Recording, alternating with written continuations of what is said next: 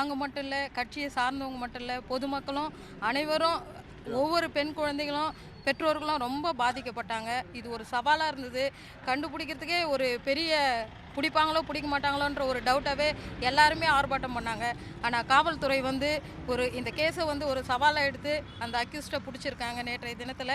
இது வந்து நாங்கள் மிகுந்த எங்கள் பாரதிய ஜனதா கட்சியின் சார்பாக அந்த காவல்துறைக்கு செயல்பட்ட ஒவ்வொரு நபருக்கும் அதிகாரிகளுக்கும் நாங்கள் நன்றியை தெரிவிச்சிருக்கிறோம். மற்றும் அந்த பாதிக்கப்பட்ட குடும்பத்திற்கு நாங்கள் கடமைப்பட்டிருக்கிறோம். இன்னும் அந்த குடும்பத்திற்கு பாரதிய ஜனதா கட்சியின் சார்பாக நாங்கள் சப்போர்ட்டாக இருப்போம்ட்டு இந்த நேரத்தில் தெரிவித்துக் கொள்கிறேன். உள்ளே எதுக்குன்னா, அந்த பாதிக்கப்பட்ட நபர், அந்த கொடுமையை செஞ்ச அந்த நபர் வந்து இங்கே கவரப்பேட்டை ஸ்டேஷனில் இருக்கார்.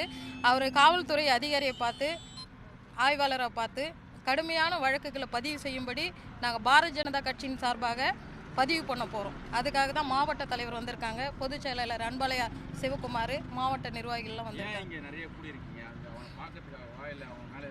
வழக்கு வந்து ஸ்ட்ராங்காக இப்படி ஒரு வன்மையான சம்பவம் இனிமே எந்த இடத்துலையும் தமிழ்நாடு முழுவதும் கிடையாது.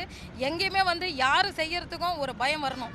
அந்த ஒரு குற்றவாளியை வந்து சாதாரணமாக ஒரு நீதிமன்றத்தில் கொண்டு போய் நிறுத்தி ஒரு தண்டனை ஒரு 7 வருஷமோ 14 வருஷமோ அப்படி இல்லாமல் அவனை வந்து நல்ல ஒரு தீர்ப்பு, அவருக்கு மரண தண்டனையை வழங்கும்படி நாங்கள் ரொம்ப கடுமையாக வன்மையாக கண்டிக்கிறோம். பாரதிய ஜனதா கட்சியின் சார்பாக வன்மையாக கண்டிருக்கிறோம். சாதாரண ஒரு வழக்கை போட்டு அவரை வந்து ஒரு 7 வருஷம் அப்படி இப்படின்னு தள்ளாமல் அவர் வன்மையாக கண்டிக்கிறதுக்காக நாங்கள் வந்து வலியுறுத்துறதுக்காக காவல்துறையாண்டு வந்திருக்கிறோம்.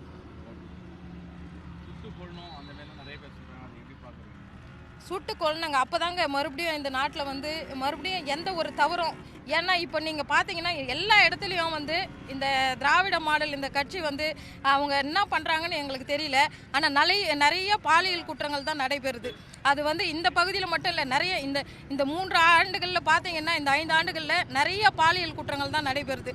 இப்படிப்பட்ட ஒரு குற்றவாளிக்கு மரண தண்டனை கொடுத்து அவர் சுட்டு தள்ளினா தான் மறுபடியும் இந்த குற்றங்கள் வந்து நடக்காது இருக்கும். அதுதான் எங்களுடைய கருத்தாக. ஒரு தாயாக இருந்துக்குன்னு நானும் அந்த கருத்தை தான் பதிவு பண்ணுறேன். வீடியோ கரைச்சின்னா அது எப்படி சொல்கிறதுனே தெரியல. அந்த குழந்தைய வந்து நாங்கள் பார்த்தோம். உண்மையாக சொல்கிறேன், எனக்கும் ஒரு பொண்ணு இருக்குது. அந்த குழந்தை இன்னுமே அந்த குழந்தைனுடைய எதிர்காலம் எப்படி இருக்கணும்னு தெரியல. அந்த தாய் அதை எப்படி தாங்கிக்கிறாங்கன்னு தெரியல. அந்த குடும்பம் ரொம்ப பாதிக்கப்பட்டிருக்குது. நாங்களும் ரொம்ப மன உளைச்சலில் ஆளானோம். உண்மையாக சொல்கிறேன், எங்கள் கட்சியில் அடுத்த செகண்டே அந்த பகுதியிலேருந்து எங்களுக்கு தகவல் வந்து அடுத்த செகண்டே மாவட்ட தலைவர் வந்து உடனடியாக நடவடிக்கை எடுத்தார். போய் ஹாஸ்பிட்டலில் போய் அவர் எங்களுக்கு பேச முடியாது. குழந்தையாண்ட போயிட்டு நாங்கள் கேட்க முடியும்? நீங்கள் சொல்லுங்கள். குழந்தையாண்ட போயிட்டு எங்களால் கேட்க முடியும். அவருடைய தாயாண்ட தான் வந்து நாங்கள் வந்து விசாரித்தோம். அது குழந்தை ரொம்ப பாதிப்பு. நீங்களே கொஞ்சம் யோசனை பண்ணி பாருங்கள். அட்மிட் ஆகிட்டு 1 நாள் 2 நாள் டிஸ்சார்ஜ் பண்ணல டாக்டருங்க. அவங்க ரொம்ப பாதிக்கப்பட்டிருக்கு குழந்தை. அந்த அளவுக்கு கொடூரமாக பண்ணியிருக்கான் அந்த மிருகம். எப்படி சொல்கிறதுனே தெரியல. ஒரு 10 நாள் கிட்ட அந்த குழந்தை ஹாஸ்பிட்டலில் தான் இருந்தது. அப்படின்னா எந்த அளவுக்கு அவன் வந்து அந்த குழந்தைய டார்ச்சர் பண்ணியிருப்பான்னு நீங்கள் பாருங்கள். அந்த குழந்தைகிட்ட போய் நாங்களாம் பேச தாயானா இப்படிப்பட்டவன் உயிரோடவே இருக்கக்கூடாது. உண்மையாகவே நான் சொல்கிறேன். நானும் ஒரு பெண் குழந்தைக்கு தாயாக இருக்கிறேன். இப்படிப்பட்டவன் வந்து உயிரோடவே இருக்கக்கூடாது. மறுபடியும் இந்த கொடூரமான ஒரு நிகழ்ச்சி இந்த மாநிலம் மட்டும் இல்லை, எந்த மாநிலத்திலையும் நடக்கக்கூடாது. அப்படிப்பட்ட ஒரு தண்டனையை வழங்கணும் நீதிமன்றம். அதுதான் பாரதிய ஜனதா கட்சியின் சார்பாக நாங்கள் பதிவு பண்ணுறோம். எம் சுமலதா, கும்மிடிப்பூண்டி மேற்கு மண்டல தலைவர்.